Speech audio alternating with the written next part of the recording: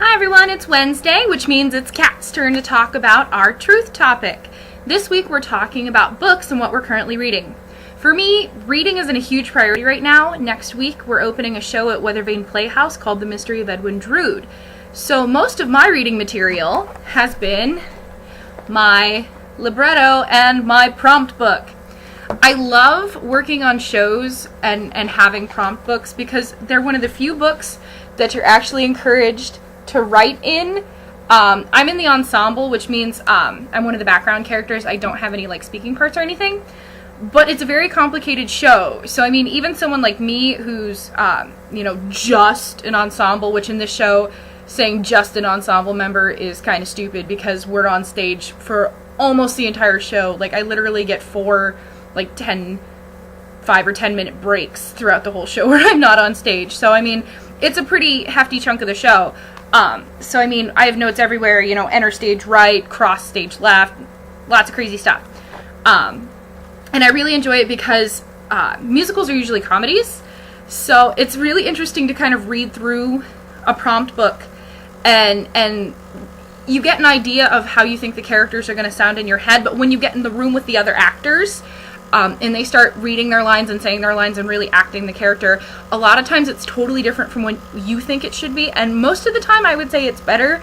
I'm very fortunate in that I'm working with a really great cast, and a lot of them make really, really excellent choices for their characters, and I really appreciate that. So, yay! I have been reading a few other books, and excuse me for a minute, I have to adjust my computer because it's making a sad sound. Still making a sad sound. Stop being sad! Stop being sad!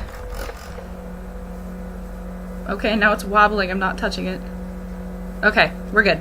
Anyway, that's not to say, however, that I haven't been reading other things. I actually just finished last week The Mystery of Sherlock Holmes, The Adventures of Sherlock Holmes, which I believe is the third of the collections of stories.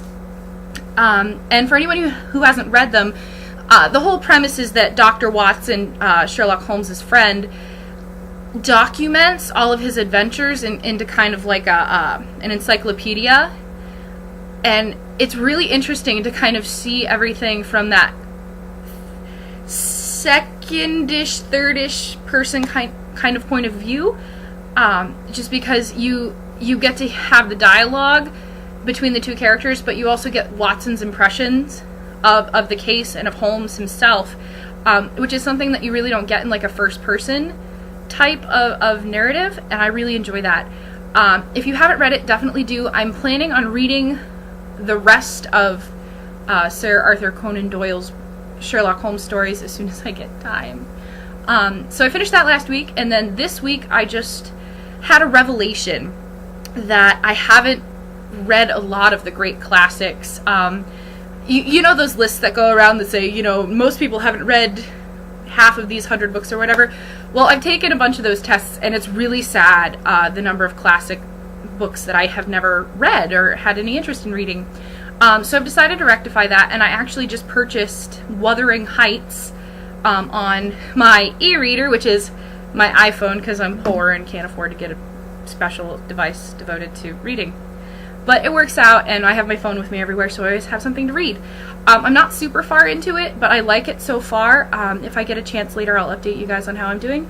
But that's my time. I love you guys. I'll see you later. Bye!